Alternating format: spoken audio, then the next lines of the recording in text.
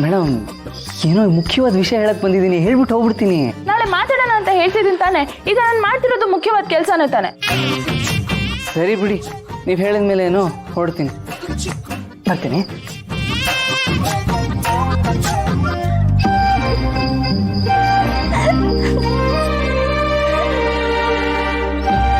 ಸಾವಿತ್ರಿ, ಏನಾಯ್ತು? ಯಾಕೆ ನಗ್ತಿದ್ಯಾ?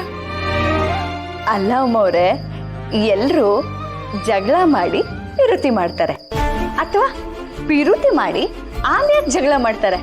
ಆದ್ರೆ ನೀವಿಬ್ರು ಜಗಳನೇ ಪಿರುತಿಯಿಂದ ಮಾಡ್ತೀರಾ. ಗಂಡ ಎಂತಿ ಅಂದ್ರೆ ಹಿಂಗಿರ್ಬೇಕು ನೋಡಿ. ಅಮ್ಮವ್ರೆ, ನಿಮ್ ಗಂಡ ತುಂಬಾ ಒಳ್ಳೆಯವರು ಅಂತ ಅನ್ಸ್ತದೆ. ನಿಮ್ ಯಾಕೆ ಬೆಟ್ಟದಷ್ಟು ಪ್ರೀತಿ ಇಟ್ಕೊಂಡವ್ರೆ ಅಂತ ಅನ್ಸ್ತೈತೆ. ಈಗ ನೀವು ಮಿನಿಸ್ಟರ್ ಪಿ ಎ ಅಂತ ಊರವರೆಲ್ಲ ನಿಮ್ಗೆ ಮೇಡಮ್ ಅಂತ ಕರೆಯೋದು ಸರಿ. ಆದ್ರೆ ನಿಮ್ ಗಂಡನೇ ನಿಮ್ನ ಪಿರುತಿಯಿಂದ ಮೇಡಮ್ ಅಂತ ಕರಿತವ್ರೆ. ಅಯ್ಯೋ ಸಾವಿತ್ರಿ, ಎಷ್ಟು ಇನ್ನೋಸೆಂಟ್ ನೀನು. ಅದು ಹಂಗಲ್ಲ ಸಾವಿತ್ರಿ, ಅವನನ್ನ ಮೇಡಮ್ ಅಂತ ಕರೆಯೋದು. ಪರವಾಗಿಲ್ಲ ಬಿಡಿ, ನೀವಿಬ್ರು ಒಬ್ರನ್ನೊಬ್ರು ಹಿಂಗೆಲ್ಲ ಕರಿತೀರಾ ಅಂತ ನನ್ಗೇನ್ ಗೊತ್ತಾಗ್ಬೇಕು. ಆದ್ರೂ ಅವರು ನಿಮ್ ಕೋಪನ ಸಹಿಸ್ಕೋತಾರೆ, ಮಗುವಾಗಿ ಕಾಳಜಿನೂ ಮಾಡ್ತವ್ರೆ. ಇದನ್ನೆಲ್ಲ ಗಂಡ ಅಲ್ದೆ ಇನ್ಯಾರು ಮಾಡ್ತಾರೆ ಹೇಳಿ? ಇಲ್ಲ ಸಾವಿತ್ರಿ, ಅವ್ನು ನನ್ ಗಂಡ ಅಲ್ಲ.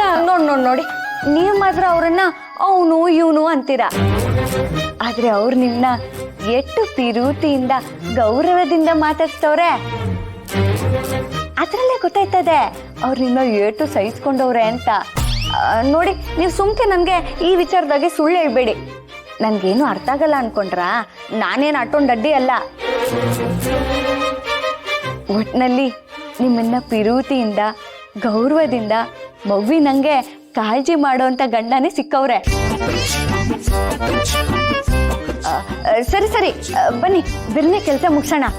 ಆಮೇಲೆ ಮಿನಿಸ್ಟ್ರು ಮಗಳು ಬಂದು ನಮಗ್ ಬೈಕ್ ಶುರು ಮಾಡಿದ್ರೆ ನಾವೇನ್ ಮಾಡೋದು? ಅದಕ್ಕೆ ಬಿರ್ನೆ ಮುಗಿಸೋಣ.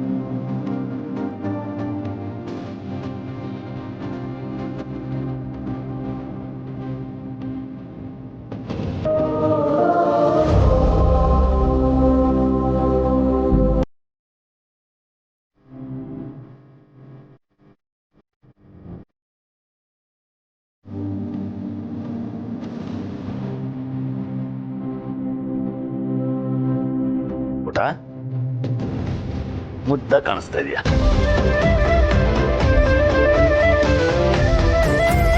ಏನ್ ಮೇಡಮ್, ಊರು ತುಂಬಾ ನಿಮ್ದೇ ಹವಾ? ಕಟ್ನಿಟ್ಟಾಗಿ ವ್ರತ ಮಾಡಿದ್ದೀರಾ, ಎಲ್ಲದು ತುಂಬ ಚೆನ್ನಾಗಿ ಅಭ್ಯಾಸ ಮಾಡಿದ್ದೀರಾ. ಇವತ್ತು ಗ್ರ್ಯಾಂಡ್ ಫಿನಾಲೆ. ಇದರಲ್ಲೇನಾದರೂ ನೀವು ಗೆದ್ರೆ ಏನು ಗೆದ್ದೇ ಗೆಲ್ತೀರಾ. ನಿಮ್ಮ ಭಕ್ತಿಗೆ ದೇವ್ರು ಮೆಚ್ಚಿ ನೀವು ಕೇಳಿದ ಬರ ಎಲ್ಲ ಕೊಟ್ಬಿಡ್ಬೇಕು. ಶ್ರಾವಣಿ, ಮೊದಲು ಹೋಗಿ ಅಜ್ಜಿ ಹತ್ರ ಆಶೀರ್ವಾದ ತಗೊಳ್ಳೋಣ. ಹೌದು ಶ್ರಾವಣ್ಯಮ್ಮ, ಈ ಮನೆಗೆ ಅಮ್ಮವರೇ ದೇವ್ರಿದ್ದ ಹಾಗೆ. ಅವ್ರ ಆಶೀರ್ವಾದ ಪಡೆದು ಆಮೇಲೆ ದೇವ್ರ ಮನೆಗೆ ಹೋಗಿ ದೀಪ ಹಚ್ಚಿ.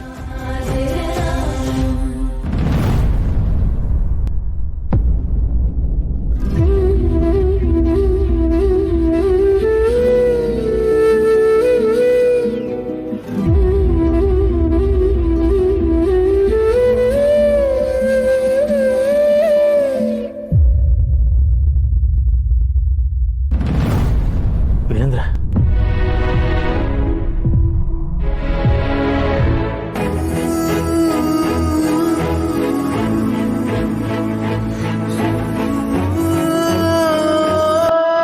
ತುಂಬಾ ಲಕ್ಷಣವಾಗಿ ಕಾಣಿಸ್ತಾ ಇದೆಯಲ್ಲ.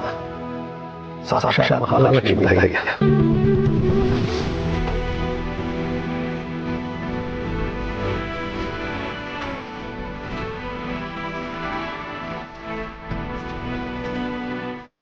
ಇರ್ಲಿ ಹೇಳು.